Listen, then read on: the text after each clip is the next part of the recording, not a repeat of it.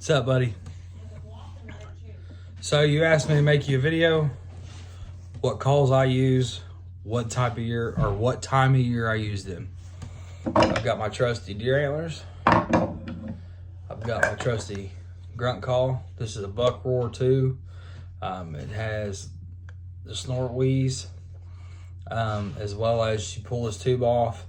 You can change it from doe to fawn to young buck to mature buck. I'll leave mine on mature. I've got my primos can. This is great for when the rut's starting. And really they say you can use this for any phase of the rut. So from pre-rut, rut, post-rut, so beginning, middle, and end. I've got my good old rattle bag. This is a flex tone rattle bag. It's got these plastic pieces in there for sound. You can take one out, put one in. But it's Rubbermaid, which is great because you can kind of grip it. It's not like the bags that are slick, so it's easy to hold on to. It's got this nice little cord where you can pull it out, hang it up. But anyway, so this time of year, as we get closer to the end of October, the bucks are starting to fight a little bit. They're starting to push each other around. They're starting to scrape more. They're starting to rub more. And the testosterone is building. So what I like to do is the moment that I start seeing bucks on camera sparring, whether it's young or old, I'll start rattling. And the reason is the moment you start rattling, any buck in that area will more times than one hear it, and they will come down and check it out. I've done this, shoot dude, I couldn't tell you how many times I've done this. And it's worked for me. I've rattled in several bucks. The past 3 years I've killed bucks. I rattled them in and grunted.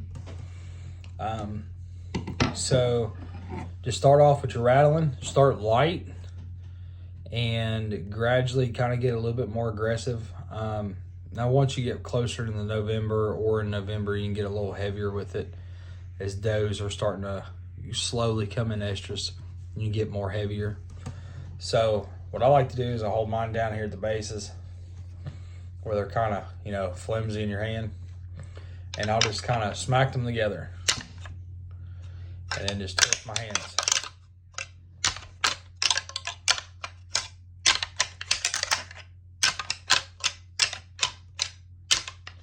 Now, of course, when you're doing that, it's insinuating, 1 buck, 2 bucks.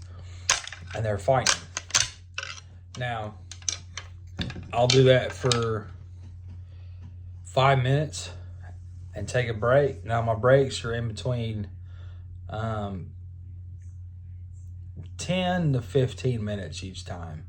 After the third time, if I rattle and I don't get nothing coming in, I won't rattle the rest of the morning. The rattling is really great for early afternoon and about mid-evening, right before it starts really getting dark. You don't want to rattle to the point that it's too dark and they come in and you're not going to be able to see them. Morning, if you start rattling in the morning, rattle as soon as the sun comes up.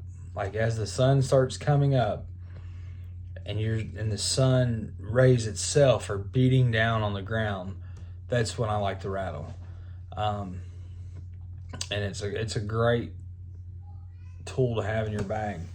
The other way you can rattle is hold one like this and take your other one like this. And you can take it like this and smack it.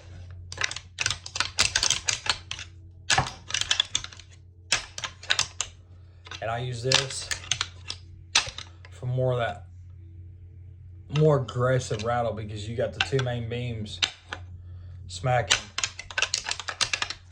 And I'll start working the tines. And start working the tines together. So that's how I like to rattle. Like I said, I'll do it for 5 minutes and then take a short 10-minute break or so on. The other rattling technique they have is the rattle bag, as I said before. Now what you do with this is you want to kind of hold this hand in the bag and kind of hold this one here, smack it together.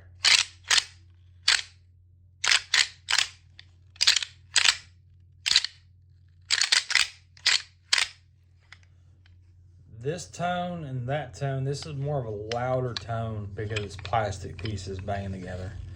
So it's a little bit louder and can travel more. Now with this one, you can rub it on trees. I've took deer antlers and I've scraped trees, and if I'm on the ground, I'll take them and rustle the ground like they're, you know, they're fighting and they're moving leaves and stuff like that. But this one, like I said, the sound travels great. It works just as well. Like I said, I'll do this for maybe short 2 to 5 minutes, take a 10-minute break, or even you can wait 30 minutes. If you do this right, and really, dude, it's how you'll get to it over time. You know what I mean? It's one of those things that the more you do it, the better you get at it. And like I said, from now until really December, when the post rut is, you can still rattle because bucks will still fight with each other and kind of just push each other around. Grunting, there's 3 types of grunts. You got tending grunt, a more a buck grunting like when he's running the doe. You got one grunt that when he's there, there's really more than 3 grunts, but anyway, the 3 grunts that I use the most is tending, the kind of growl grunt when he sees another buck, and then just the short, kind of like short grunts when they're chasing. So what I do is with this call is I can take my hand like this and I'll hold it at the end and I'll kind of make, you know, give it a little bit more extension, and I'll just simply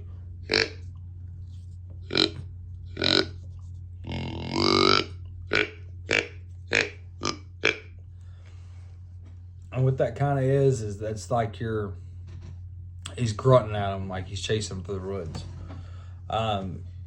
This is great when you start seeing basically early November to the second week of November, when they start really chasing, and if you got one hung up, when they're a little bit more vocal.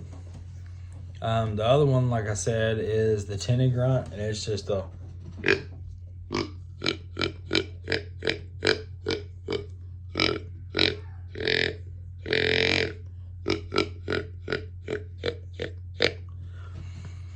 and I'll do that, dude, for just a short little 30 seconds. And that's really all it takes. Like I said, if they're hung up, between 50 and 100 yards. If you just need them to come in another 10, 20 yards, it's great to do that. Make sure when you do it, though, they're kind of like looking the opposite direction, because the moment you rattle or the moment you call, they do know where that sound is coming from instantly. The other one is more like the last grunt that I use. And I do it right after rattling, and even before rattling is when I really use it the most. Is like the buck growl followed by a snort wheeze, and the growl is just a simple, deep, long 5-second grunt. So it's just a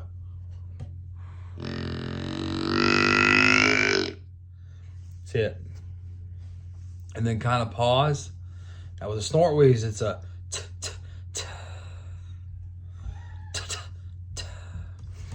and you can use your mouth, dude. And it's something that I'm learning more and more, but it's just a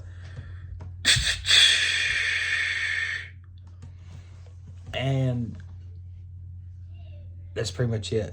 And it's the same thing with the call.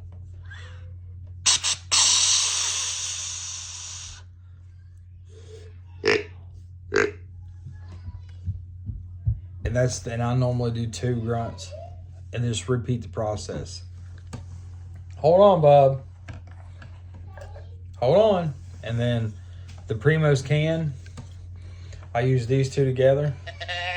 So say you got a doe bleating, she's getting chased.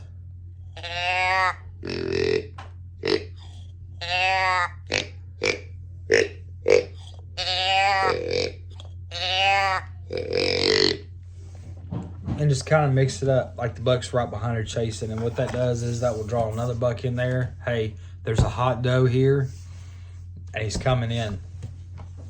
Mainly with calling, a mature dominant buck in that area, the minute he hears another buck challenging grunt, which was the long deep grunt, or the or bucks fighting, he's gonna come in and check it out. He's gonna say, hey, what are you all doing? You know I get the first dibs of the does. That's basically what it is. If you got two in the area with scrapes and everything, they will start using each other's scrapes. And sometimes you see them right next to each other and sometimes you don't. But yeah, that's my calling techniques. And like I said, the longer you do it, the more and more you do it, you get better at it. And like my grunting, you can overcall too. Do not overcall. Don't get excited when you see a buck out there and you keep grunting at him and you keep grunting at him. Do not overcall. The other call I have, it's another grunt call. This one's by Flex Tone. This is a Primos buck roar. Now this one's got a completely different sound, but you can squeeze it here and change it.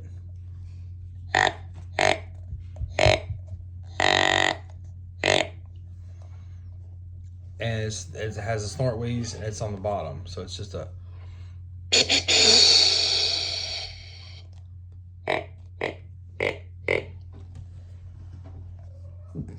and it's great.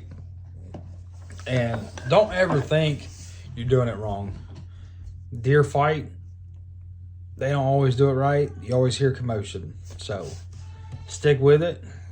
And I think you'll do well. Just keep practicing. The more you practice, the better you get at it. Watch hunting videos. Watch Michael Waddell. Watch Drury Outdoors. Them guys, that's how I learned is growing up. That and 2 years ago, I finally got to hear and see two bucks fighting, and I've tried to mimic that sound every time. So just experience, man. That's all I can tell you.